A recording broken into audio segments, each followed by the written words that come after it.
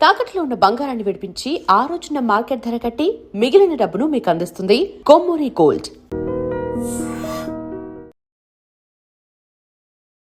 శ్రీమాత్రే నమః. శ్రీ గురుభ్యో నమః. పరాభవనామ సంవత్సరంలో ద్వాదశ రాశుల వారికి కూడా ఎలా ఉండబోతుంది, వారి యొక్క ఆదాయము, వ్యయము, రాజ్యపూజ్యము, అవమానము, వీటి గురించి సంక్షిప్తంగా తెలుసుకునే ప్రయత్నం చేద్దాం. తదుపరి మీనరాశి. మీనరాశి వారికి సంబంధించి ఆదాయం 14, వ్యయం 11, రాజ్యపూజ్యం 7, అవమానం 2. ఆర్థికమైనటువంటి ఫలితాల విషయానికి వస్తే ఆదాయాభివృద్ధి పెరుగుతుంది, పెట్టుబడులలో లాభం ఉంది, ధన యోగం కూడా బలంగా ఉంది. అదేవిధంగా ఖర్చుల విషయానికి వస్తే కూడా ధర్మ కార్యక్రమాలకి, దానాలకి, యాత్రలకి డబ్బులు ఎక్కువగా ఖర్చు పెడతారు. అయినా సరే సేవింగ్స్ చేయండి, అద్భుతంగా ఉంటుంది.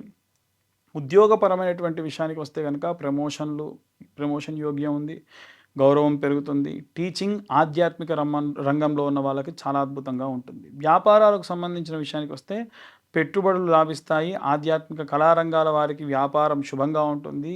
అలాగే సేవా రంగంలో ఉన్న వారికి కూడా అద్భుతంగా ఉంటుంది. విద్యార్థులకు సంబంధించిన విషయానికి వస్తే కళారంగము, సంగీతము, సాహిత్యము, ఫైన్ ఆర్ట్స్ వీటికి సంబంధించి చాలా అద్భుతమైనటువంటిగా రాణించే విషయంగా కనిపిస్తుంది.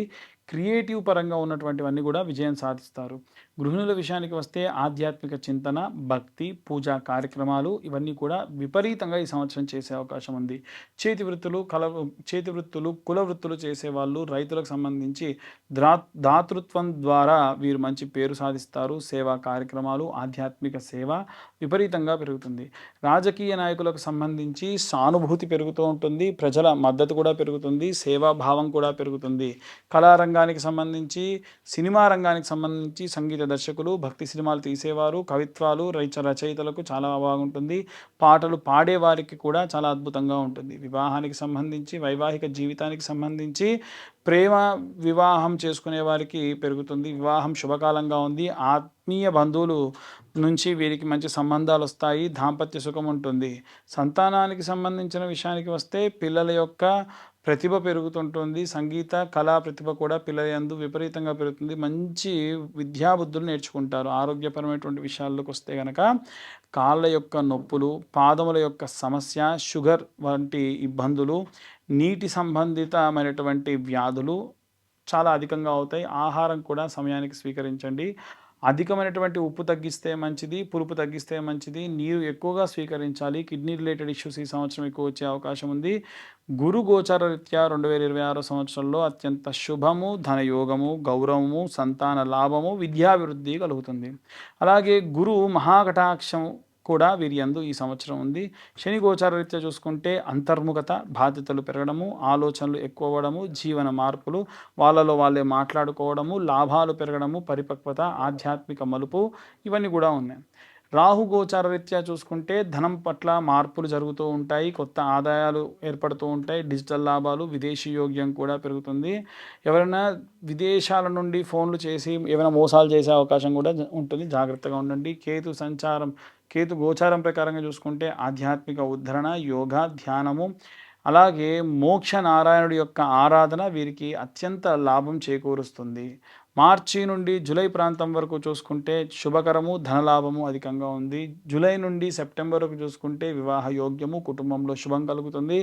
సెప్టెంబర్ నుండి డిసెంబర్ వరకు గురు అనుగ్రహము, గౌరవము పెరుగుతుంది. అలాగే డిసెంబర్ నుంచి మార్చి వరకు ఆరోగ్యంలో జాగ్రత్త, ఆధ్యాత్మికత పెరుగుతుంది.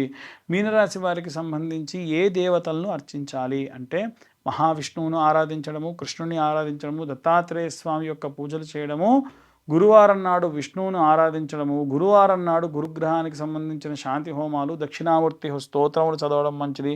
విష్ణు సహస్రనామ పారాయణం చేస్తే మంచిది. దానాలు చేసేటువంటి విషయానికి వస్తే పసుపు వస్త్రము, శనగలు కలిపి దానం చేయడం కానీ, అన్నదానం చేసేటప్పుడు బియ్యం దానం చేయడం కానీ, గురువులకు లేదా పిల్లలకు పుస్తకాలు దానం చేయడము, శుభవర్ణాలకు విషయానికి వస్తే కనుక ఏ కలర్ వేసుకుంటే మంచిది అంటే పసుపు, లైట్ గోల్డ్, క్రీమ్ కలర్ ధరిస్తే మంచిది. అలాగే రత్నానికి విషయానికి వస్తే కనుక జ్యోతిష్యుల్ని సంప్రదించి కనక పుష్యరాగము లేదా పుష్యరాగం స్వీకరిస్తే మంచిది, ధరిస్తే మంచిది. చెయ్యకూడనటువంటి పనులు ఏమిటి అని అంటే గురువారం నాడు మీకు తెలవని విషయాల గురించి మాట్లాడకండి, అబద్ధం చెప్పకండి, ఉప్పు తగ్గించుకుంటే మంచిది. భావోద్వేగాలకు గురయ్యి మాట్లాడకండి. ఎప్పుడైతే మనం భావోద్వేగాలకు గురై మాట్లాడతామో అది నిజమా అబద్ధమా తెలవక చాలామంది ఇబ్బంది పడతారు. అలాగే మీనరాశి వారికి సంబంధించి గురు మహా అనుగ్రహం వలన ధన ధర్మ సంవత్సరం అని చెప్పొచ్చు. వివాహ సంతానంలో శుభంగా ఉందని చెప్పొచ్చు. ఆధ్యాత్మికంగా కూడా ఎదుగుదల ఉందని చెప్పొచ్చు. ఏలిన నాటి శని ప్రభావం కూడా ఈ సంవత్సరంతో వారికి తీరుతుంది. వచ్చే సంవత్సరంతో వీలైనంత వరకు ప్రశాంతంగా ఉండే అవకాశం కూడా గోచరిస్తుంది.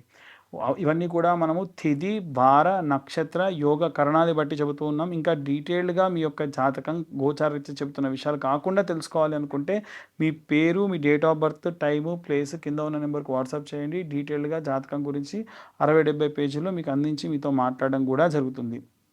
ఇవే కాకుండా అసలు ఉగాది అంటే ఏంటి, ఉగాది రోజున మనం ఎలాంటి ప్రత్యేకమైనటువంటి పూజలు ఆచరించాలి, అసలు ఉగాది రోజున మనం ఎందుకు ఉగాదిని జరుపుకుంటామనేటువంటి విషయాలు ఇప్పుడు మనం తెలుసుకుందాం. ఉగాది అంటే యుగమునకు ఆది. పూర్వము సోమకుడు అనేటువంటి రాక్షసుడు వేదాలన్నింటినీ తస్కరించి సముద్ర గర్భానికి వెళ్తే మత్స్యావతార రూపంలో స్వామివారు ఆ యొక్క సోమకుడిని సంహరించి ఆ వేదాలన్నింటినీ కూడా తీసుకెళ్ళి బ్రహ్మదేవుడికి అప్పగించి ఈ యొక్క సృష్టిని సృజించినటువంటి రోజే ఈరోజు. కాబట్టే యుగమునకు ఆది ఉగాది అంటారు. అంటే మనందరం కూడా పుట్టింది, మన మూలాలు పుట్టింది ఈరోజే. కాబట్టి మనందరి పుట్టినరోజు ఈరోజు. ఈ రోజున మనము తలకు నూనె పెట్టుకోవడము, నలుగు పెట్టుకోవడము, అభ్యంగన స్నానం చేయడము, కొత్త వస్త్రాలు ధరించడము, ఆ వస్త్రాలకు కాస్తంత పసుపు పెట్టుకొని దేవతల దగ్గర షడ్రుచులతో కూడినటువంటి పచ్చడిని నైవేద్యంగా పెట్టి మన సంకల్పాన్ని చెప్పి మనం రిజల్యూషన్ అంటారు కదా, అందరూ న్యూ ఇయర్ రిజల్యూషన్ ఏంటి, ఏం తీసుకుంటున్నారు, అసలు న్యూ ఇయర్ కానే కాదు. ఎందుకు అంటే అక్కడ ఏమీ మారదు. మనకు ఉగాది రోజునే అన్నీ మారుతాయి.